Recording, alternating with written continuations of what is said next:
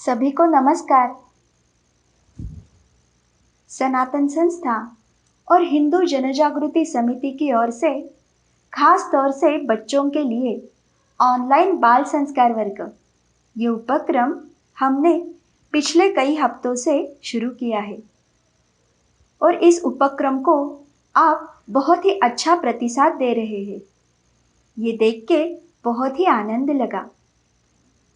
इस संस्कार वर्ग में बच्चों के ऊपर अच्छे संस्कार हो, उनके मन में राष्ट्र और धर्म के प्रति अभिमान निर्माण हो और उनका जीवन आदर्श बने। इसके लिए बहुत सारी अलग अलग कृतियाँ हम बताते हैं। चलो बच्चों, अब हम आज का अपना संस्कार वर्ग शुरू करेंगे। सनातन संस्था के श्रद्धा स्रोत परम पूज्य भक्तराज महाराज तथा संस्थापक परात्पर गुरु डॉक्टर जयंता आठवले जी के चरणों में वंदन कर हम आज का यह संस्कार वर्ग आरंभ करेंगे। बाल मित्रों, अब हम क्या करते हैं? संस्कार वर्ग के आरंभ में हम श्री गणेश जी के चरणों में प्रार्थना करेंगे। सभी बच्चे हाथ जोड़ेंगे और अपनी आंखें बंद करके एकाग्रता से ये प्रार्थना अब कहेंगे। हे श्री गणेश जी, आपकी ही कृपा से आज इस संस्कार वर्ग में सहभागी होने का अवसर हमें मिला है। हम आपके शरण में आए हैं। हे श्री गणराया, आज इस संस्कार वर्ग में जो भी सूत्र आप बताने वाले हो वो सब हमें समझ में आने दे और उसके अनुसार कृति करने के लिए आप ही हमें शक्ति, बुद्धि और क्षमता दीजिए। ऐसी आपके श्री चरणों में शरणागत भाव से प्रार्थना है। अभी हम श्री गणेश जी का श्लोक कहेंगे। सभी बच्चे भी मेरे साथ ये श्लोक कहते हैं ना? अब हम श्लोक को आरंभ करेंगे। वक्रतुंड महाकाय सूर्यकोटि समप्रभ निर्विघ्नं कुरु मे देव सर्वकार्येषु सर्वदा। इस श्लोक का अर्थ है, गलत मार्ग पर चलने वाले दुर्जनों का विनाश करने वाले सर्वशक्तिमान, कोटि सूर्यों का तेज धारण करने वाले हे श्री गणेश जी, आपकी कृपा से मेरे सर्व कार्य बिना किसी बाधा के सफल हो, ऐसी आपके चरणों में प्रार्थना है। बाल मित्रों, इस संस्कार वर्ग में जो भी सिखाया जा रहा है वो आप पूरा मन लगा के देखते हो, सुनते हो और उसके अनुसार आचरण भी कर रहे हो। ये सब हमें पता चल रहा है, लेकिन ये सब केवल भगवान की कृपा से ही हो रहा है, ये भी हमें ध्यान में रखना चाहिए। कल के संस्कार वर्ग के बाद भी बहुत सारे बच्चों ने बहुत ही अच्छे अच्छे अनुभव हमारे साथ चैट बॉक्स में डाले हैं, तो वे अनुभव आज हम देखने वाले हैं। सभी बच्चे जैसे हर बार बोलते हैं ना, वैसे इस बार भी उन्होंने लिखा है कि ये संस्कार वर्ग उन्हें अच्छा लगता है, उन्हें बहुत सी चीज़ें सीखने को मिलती है और उसके अनुसार वो आचरण भी कर रहे हैं। तो कल हमें जिन बच्चों के अनुभव और प्रतिक्रिया मिली है ना, उसमें से पहली प्रतिक्रिया सानवी और श्रीहरि जरीपट इनकी है। इन्होंने लिखा है कि वे रोज सूर्य नमस्कार करते हैं और रोज वे नाम जप भी लिखते हैं। इसके लिए उन्होंने एक दिनक्रम भी तैयार किया है। बच्चों, हम सानवी और श्रीहरि की इस सराहनीय कृति से सीखेंगे और उनके अनुसार कृति करने का हम भी प्रयास करेंगे।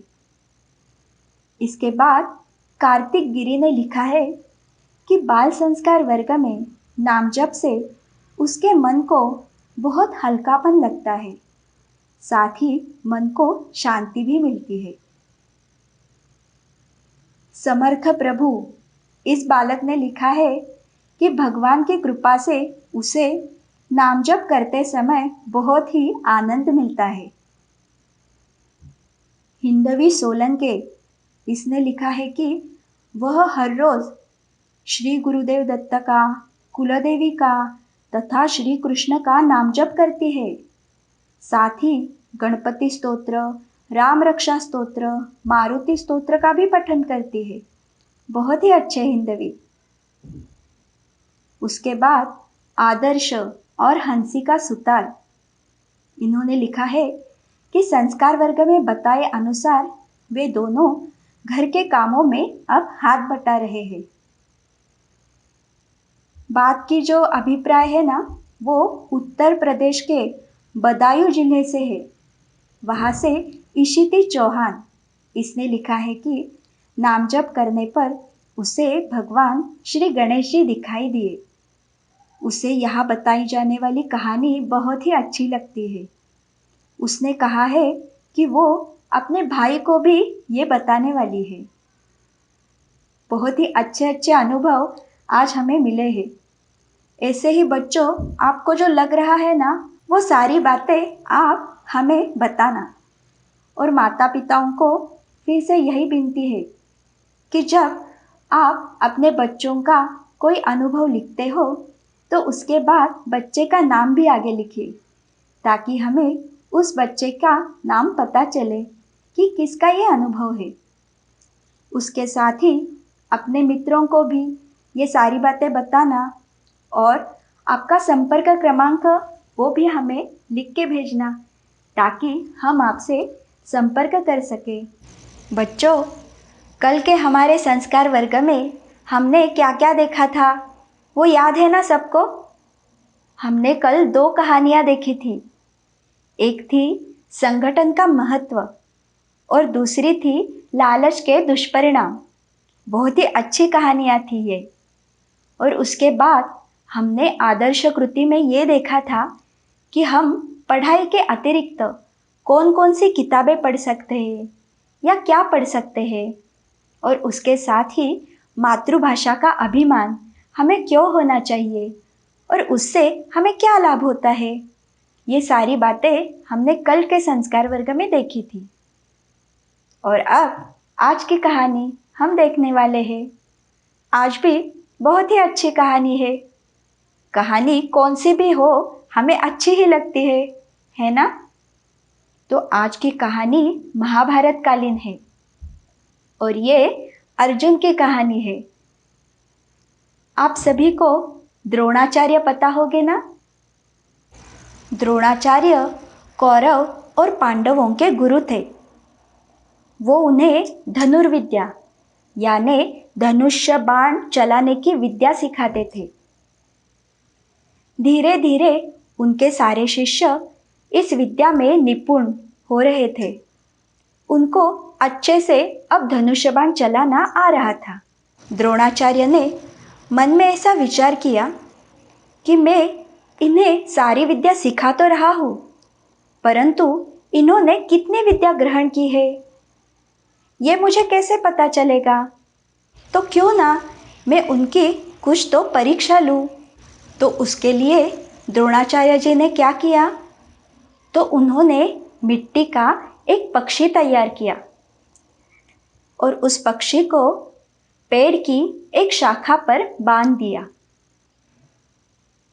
उसके बाद उन्होंने उनके सारे शिष्यों को बुलाया और उनसे कहा, देखो शिष्यों, आज आपको एक कृति करनी है। आप सबको क्या करना है ना, मैंने सामने वाले पेड़ की शाखा को एक पंछी बांध लिया है, तो सभी को उस पंछी की जो आँख है उस आँख पर हमें धनुष्य बाण का निशाना लगाना है। आया ना सबके ध्यान में? ऐसा बोलने पर सारे शिष्य हाँ ऐसे बोले। तो द्रोणाचार्य जी ने पहले युधिष्ठिर को बुलाया। युधिष्ठिर ये कौरव और पांडव दोनों में से सबसे बड़े भाई थे। युधिष्ठिर को उन्होंने बुलाया और फिर वे बोले, युधिष्ठिर ये धनुष्य और बाण अपने हाथ में लो। अपना पूरा जो ध्यान है ना वो उस पेड़ के ऊपर जो पक्षी है तो उसके आँख पे हमें ध्यान लगाना है। ऐसे बोलने के बाद युधिष्ठिर ने वैसे किया। उसने धनुष्य लिया, उस पर बाण चढ़ाया और उस पक्षी की आँख की जगह वो ध्यान लगाकर देखने लगा।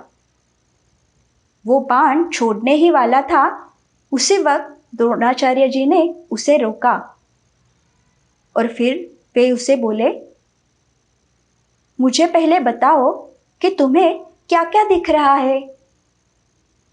उसके बाद युधिष्ठिर बोले, जी हाँ गुरुदेव, मुझे सामने एक पेड़ दिख रहा है, फिर आप दिख रहे हो, मेरे सारे भाई भी दिख रहे हैं।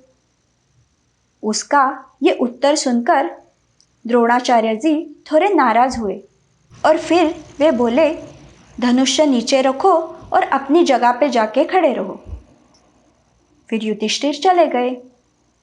बाद में दुर्योधन की बारी थी। दुर्योधन आया, उसे भी द्रोणाचार्य जी ने वही बात बताई।